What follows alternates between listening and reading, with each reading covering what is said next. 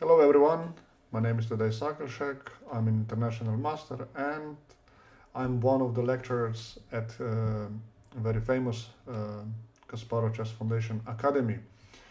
Today I prepared one very interesting topic for you guys and let us see what it is about. In the recent candidates tournament, we got this position in the game Salima Muzichuk. Anna Muzichuk, a very famous player from Ukraine, spent like a couple of minutes and decided to play move knight to e5. Her opponent, Bulgarian Salimova, spent only a couple of seconds and responds with move rook c3. After that, Black managed to liquidate the material, transfer the game into the rook versus knight endgame, and made an easy draw. What is very surprising that Miss Salimova probably didn't even consider trading her rook for the knight and transfer the game into the pawn ending. So it says that either she didn't she was not familiar with the so-called Capablanca's way of realization, or simply forget about it. But first, I would like to show you a couple of historical games, and you will see how great players, including Capablanca, Fischer, and Carlsen, has managed to perform in this aspect of the game perfectly. The game Capablanca Janowski is the game by which actually gave the name of this realization, because Capablanca in this moment in which he has an extra exchange decided to go for a radical decision. He played move rook e5, and after bishop f6 he has given an exchange back.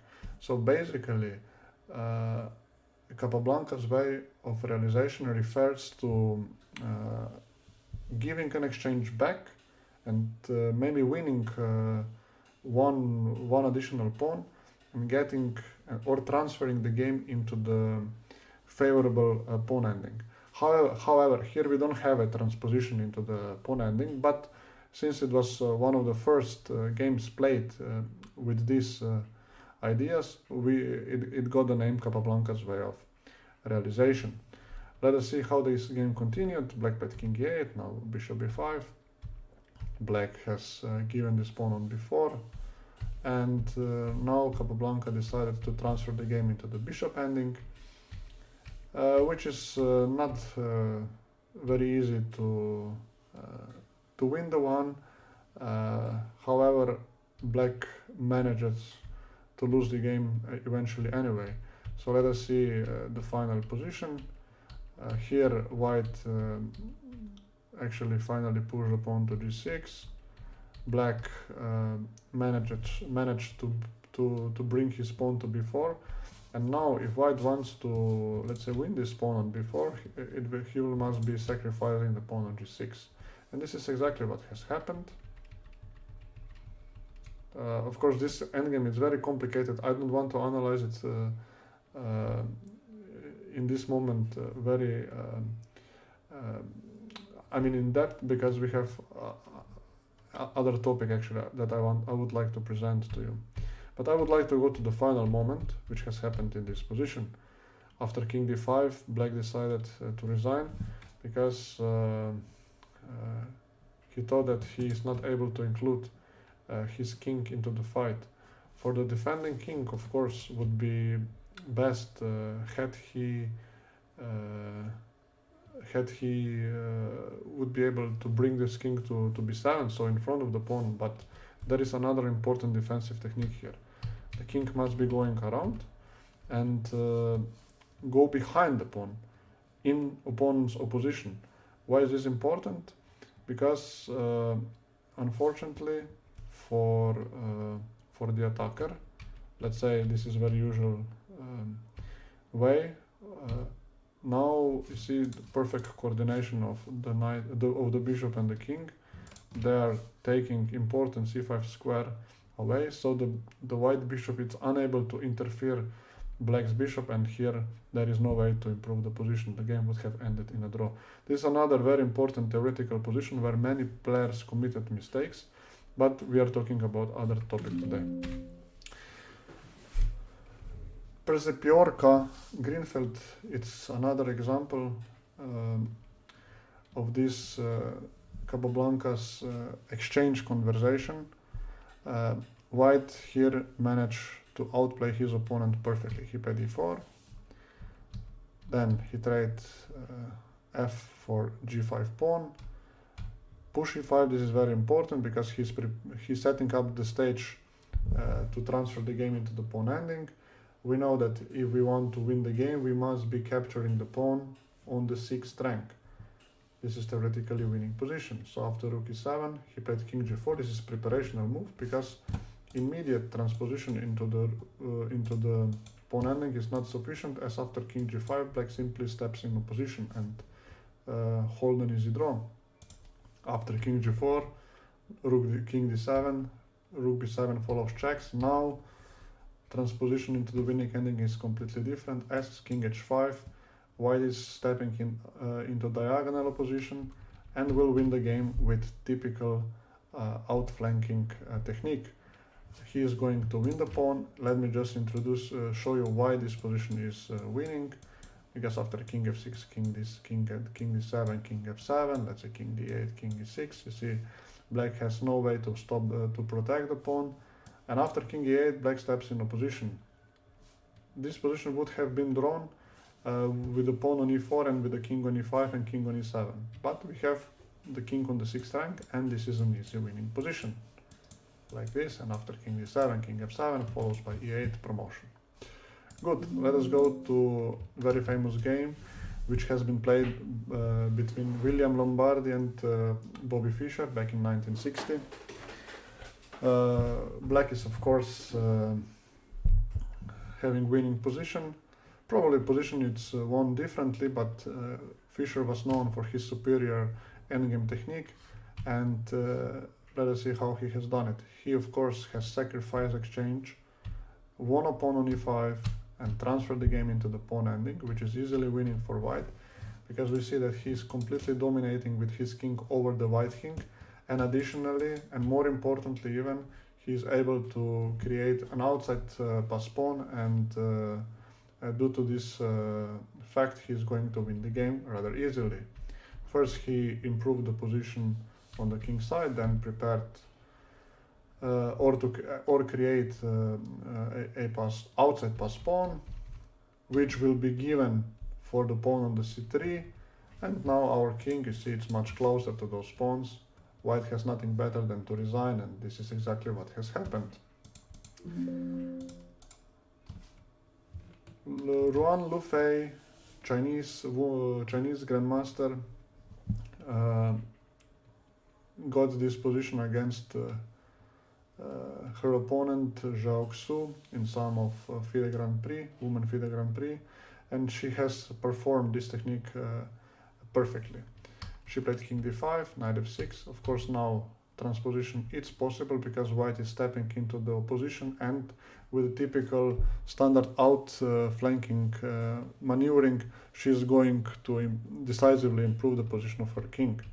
Let us see how this has been done. Like that, you see, all the time using the opposition until the black king has nowhere to step. It is basically stalemated, so black must be pushing the pawn, and after each capture, white is easily winning the position. So black decided, instead of playing g5, to resign the game.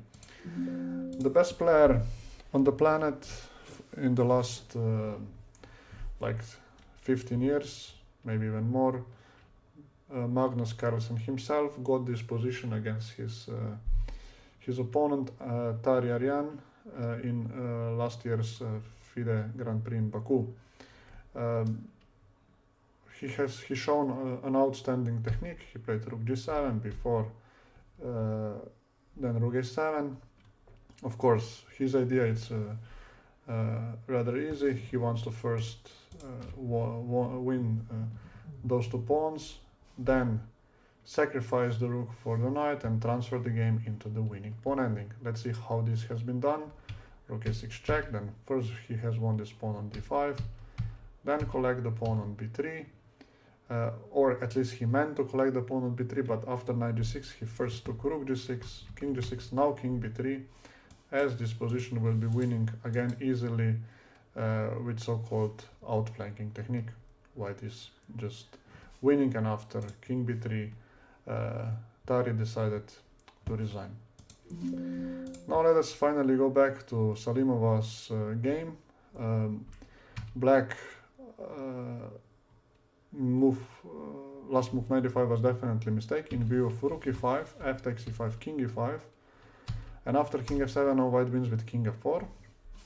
Black's best defense is king g6, as king f6 loses to e5, king g6 and king e4, and then the king will be going around. And what is important, after king f5 white is winning with king d6, so-called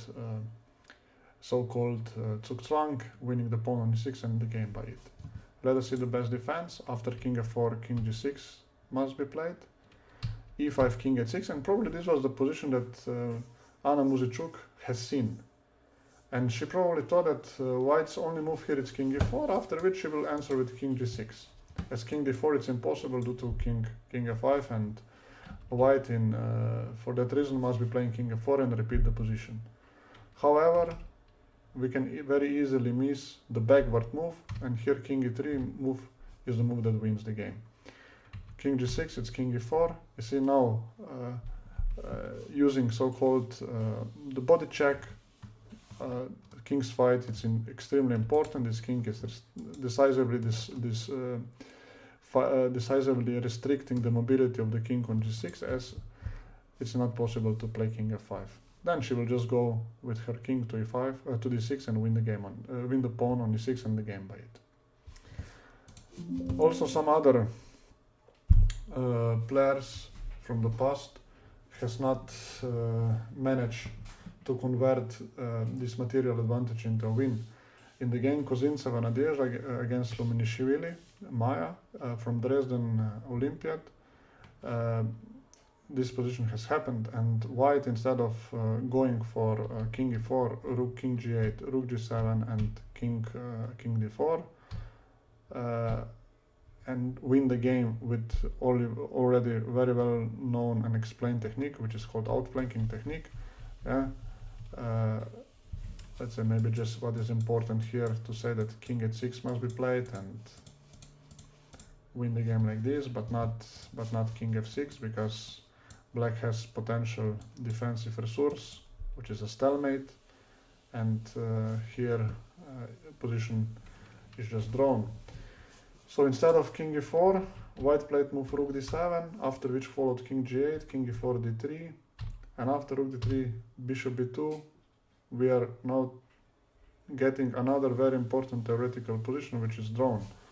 Only thing what black must be doing is to keep this bishop on diagonal a1, h8, as all those squares are decisively taken away from the white's king, and black would be able to reach or to hold rather an easy draw. Okay, thanks a lot, and we'll prepare you more interesting content rather soon. Enjoy, thank you, and goodbye.